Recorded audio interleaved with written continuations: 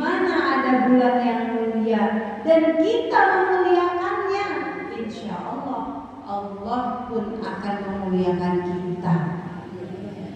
Bukan cuma kali hari Rabu bulan Juli, tapi kita juga tahu pada hari ini adalah hari yang Allah muliakan 1 sampai 10 Muharram.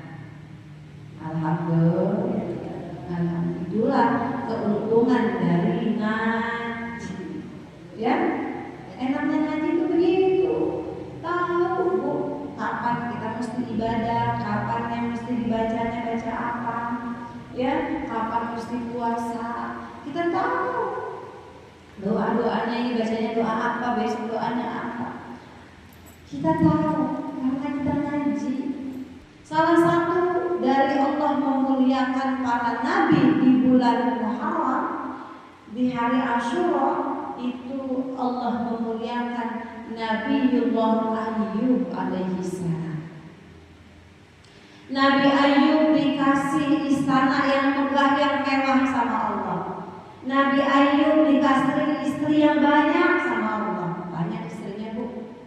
Nabi Ayyub dikasih anak yang banyak sama Allah, ternak yang banyak sama Allah, hartanya berlimpah, anaknya banyak, istrinya banyak. Udah tinggal ucap-ucap kaki kalau kata kita mah. Otak air jejer. Masya Allah. Itu Nabi Ayyub alaihi salam. Sehingga Nabi Ayyub udah tenang ibadahnya. Yang ngurusin istrinya banyak, anak-anaknya juga istrinya banyak.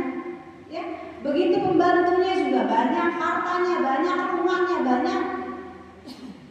Pantaslah Nabi Ayyub tiap hari amal ibadahnya diangkat oleh Allah Subhanahu wa taala.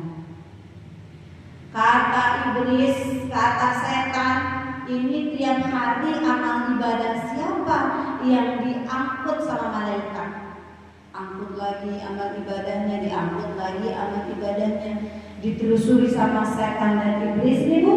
Oh, ini amal ibadahnya Nabi Ayyub alaihissalam. Nabi Ayyub alaihissalam maka tiap hari itu kerjaannya zikir kepada Allah. Selalu Nabi Ayyub itu berzikir kepada Allah Subhanahu wa taala, menyebut nama Allah, mengagungkan nama Allah. Sehingga Nabi Ayyub alaihissalam zikirnya selalu diangkat tiap hari sama Allah oleh para malaikat. Gak pernah putus, gak pernah berhenti zikir kepada Allah. Kata iblis, ya Allah, kamu tiap hari mengangkat, menerima amal ibadahnya Nabi Ayyub, wajar. Kenapa? Nabi Ayyub udah dikasih kekayaan, dikasih keharmonisan dalam rumah tangga. Istrinya banyak, anaknya banyak, akur semuanya. Hartanya banyak, rumahnya juga banyak. Wajar dia ibadah, bisa tenang, bisa enak tiap hari, bisa ibadah kepada Allah, ibadahnya nggak ada yang ganggu, ibadahnya diangkat, diterima oleh Allah Subhanahu wa taala. Kalau bahasa kita mungkin kata Allah, terus maunya apa? Ini setan iblis nih.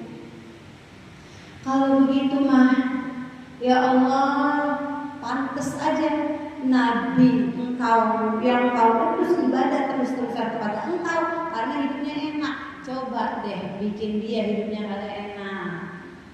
Maka Allah berikan kekuasaan untuk setan, ibaratnya dipersilahkan sama Allah. Silakan. Kalau kamu mau uji hambaku silahkan, tapi aku yakin dia tidak akan tergoda oleh godaan iblis dan setan. Akhirnya Nabi Ayyub lagi berzikir, lagi bersujud kepada Allah Subhanahu wa taala, ditiuplah ubun-ubunnya oleh setan. Setelah bangun dari sujudnya, Nabi Ayyub gatal-gatal, yang sampai gatalnya itu gak bisa berhenti, garuk sampai berkoreng, berdarah, bernanah semuanya. Coba, semua badannya kecuali lidah dan hatinya. Mulutnya, lidahnya Bu enggak sakit, enggak gatal. enggak korennya enggak keluar darah. Kenapa?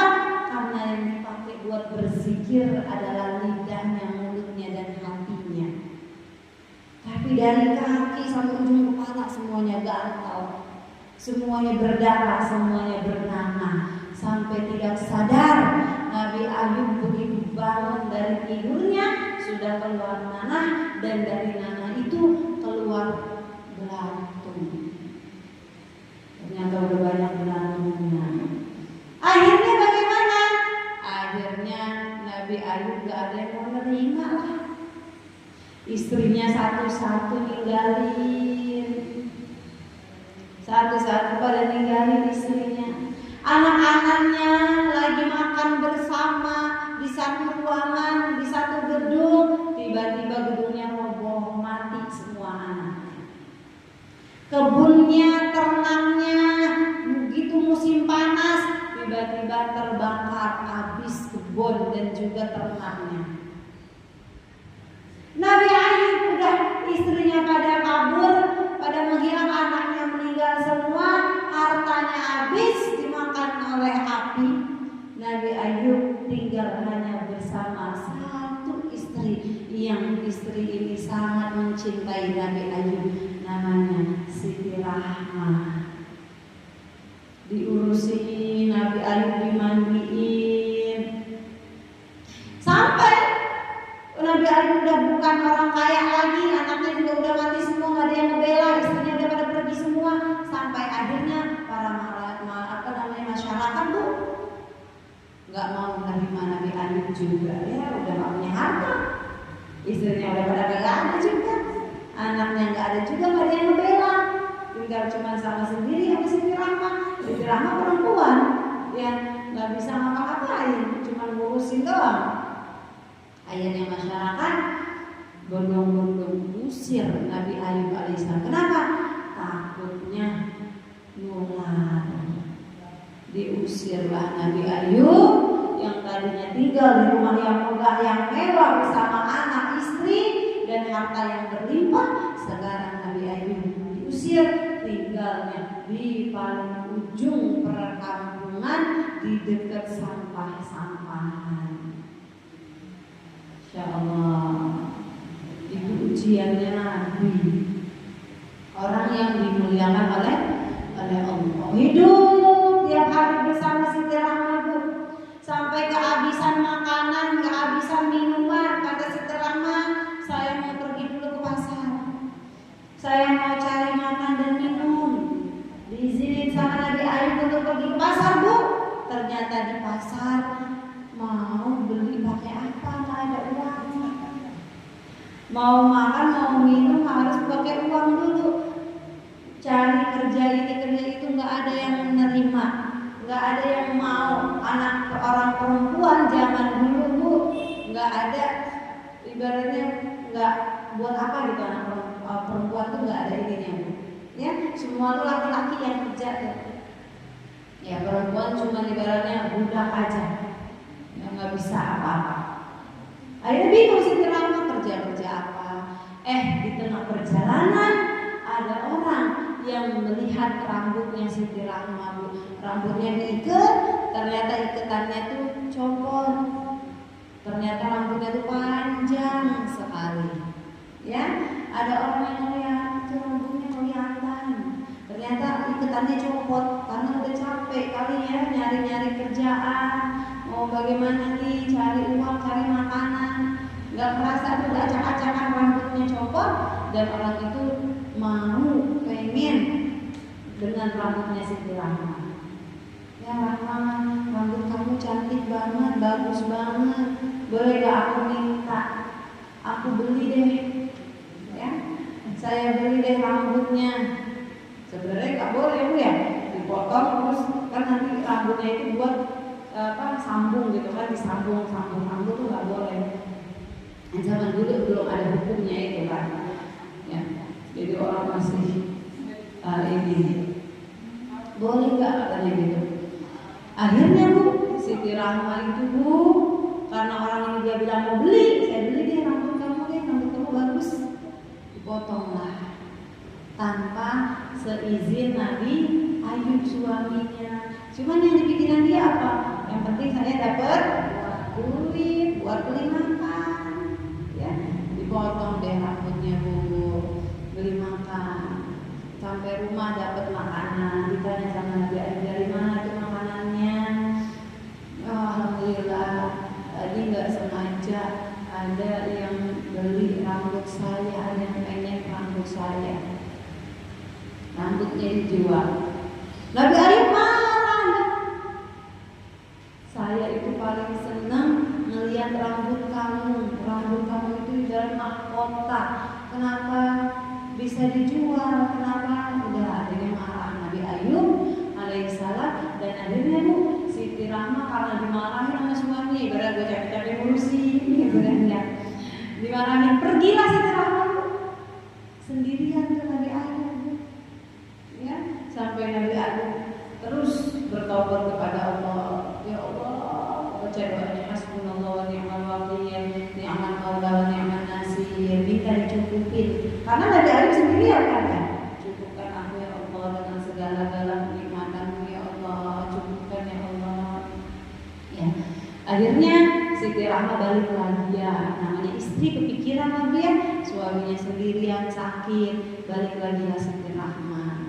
Ya, dengan taubatnya Nabi Ayub alaihissalam. Terus Allah perintahkan Nabi Ayub alaihissalam untuk memukul Siti Rahma 100 kali pukulan. Kenapa?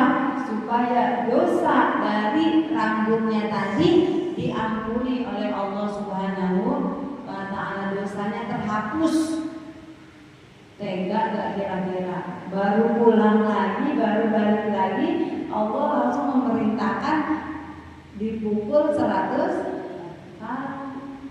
Tapi karena Nabi Ayub alaihissalam orang yang pintar, yang cerdas, 100 itu dibikin jadi 100, kalau kayak kita sapu lidi gitu ya, 100 biji lidi diikat, dipukul sekali. Jadi 100 kali, ya Bu ya. Jadi dihitung tuh 1 lidi, 2 lidi, 3 lidi, begitu 100 lidi diikat, dipukul cuma 1 kali. Untuk apa? Menghapus dosa-dosanya Siti Rahma yang telah menjual rambutnya. Maka kita tuh kalau taubat tuh mesti begitu, ya. Nih, saya ya Allah taubat kepadamu. Kenapa? Saya telah bermaksiat kepadamu ya Allah. Dari sebab saya punya harta, ada orang yang minta-minta, atau adik atau kakak saya sendiri butuh bantuan saya, tapi saya biarin aja, saya nggak bantu, saya nggak tolong. Maka dari taubat itu Bu, jangan cuma istighfar doang, jangan cuma kita sholat taubat doang, tapi kita harus berikan ibaratnya hukuman untuk diri kita sendiri. Ya, kemarin empok saya, adik saya minta bantuan saya nggak bantuin. Sekarang saya punya duit, saya bisa bantu dia, saya mau bantuin. Ya, kayak begitu. Seperti Sayyidina Umar bin Khattab, ya Bu ya, setelah taubat, setelah masuk Islam, Umar bin Khattab itu Bu keliling kampung nyari tempat, mana tempat yang dulu saya suka mabok, di situ sekarang saya mau sholat. Dulu saya suka mabok di jalan ini, sekarang saya mau ke jalan itu, saya mau zikir di situ. Itu Sayyidina Umar. Tempat-tempat dia bermaksiat dia datengin, tapi bukan untuk maksiat, untuk bertaubat.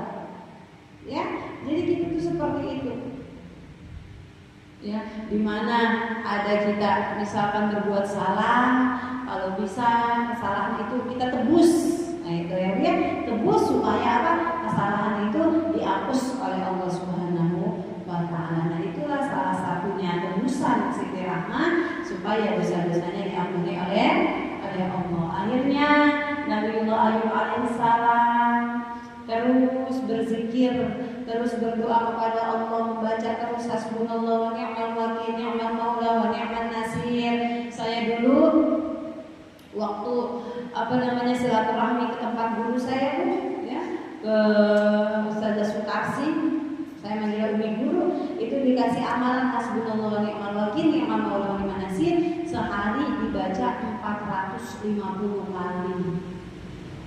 Supaya kita selalu dicukupin sama Allah. Ya, rumah tangga kita cukup dengan anak, dengan suami, dengan cucu mantu, rezeki kita cukup, urusan kita dicukupin sama Allah. Suruh baca sehari 450 kali hasbunallah wa ni'mal wakil, ni'mal maula wa ni'man nasir. Ya. Nah, pada bulan Muharram ini kita disunahkan membaca itu. Ya Bu ya, hasbunallah wa ni'mal wakil, ni'mal maula wa ni'man nasir. Selama itulah Nabi Ayub menderita dengan penyakitnya, dan Siti Rahmah pun sudah pulang kembali, sudah dihukum dengan hukuman yang setimpal sehingga dia diampuni oleh Allah Subhanahu wa taala, berdua dari ibadahnya sampai di mana Nabiullah Ayub alaihissalam diangkat penyakitnya oleh Allah Subhanahu wa taala di hari Asyura. Jadi penyakitnya Nabi Ayub itu, ketika Nabi Ayub sedang berzikir kepada Allah, lalu Nabi Ayub sujud, disitulah malaikat kalau kata kita ya Bu ya, menimbulkan dirinya tiba-tiba gitu lagi sujud ya Bu, tiba-tiba dari bawah jidatnya ini, dari lantai ini keluar air.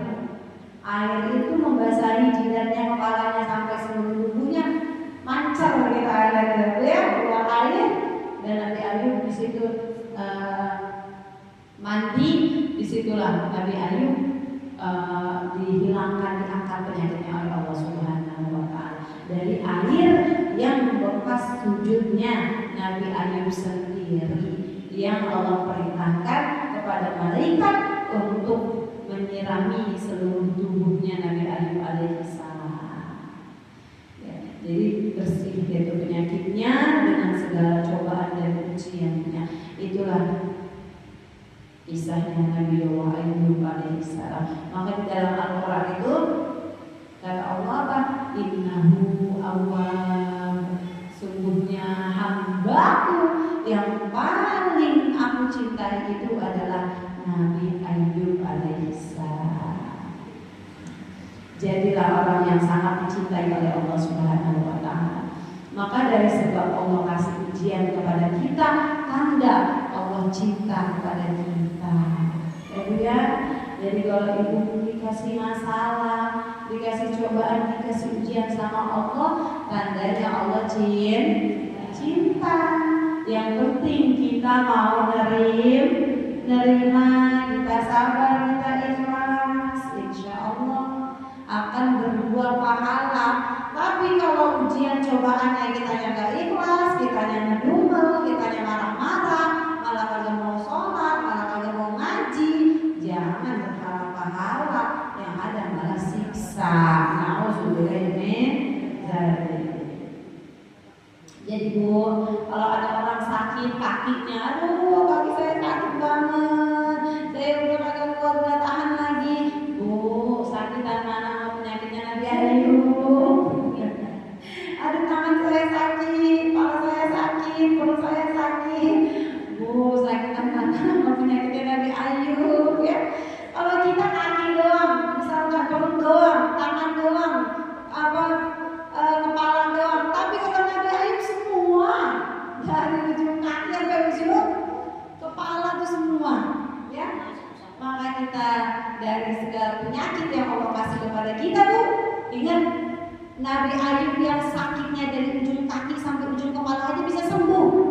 Maka insya Allah kalau kita sabar, kita tawakal, kita mau berserah kepada Allah, kita mau ikhtiar berobat, insya Allah Allah kasih kesembuhan. Ya, maka kalau aduh sakit banget kaki saya, jangan bilang sakit. Aduh enak banget nih kaki saya, sehat banget nih kaki saya nih, gitu ya. Biar jadi doa, jangan bilangnya sakit. Ya, Masya Allah. Jadi mudah-mudahan dari berkahnya bulan Muharram, dari berkahnya hari Asyura, kita mendapatkan kesehatan, kesembuhan dari Allah Subhanahu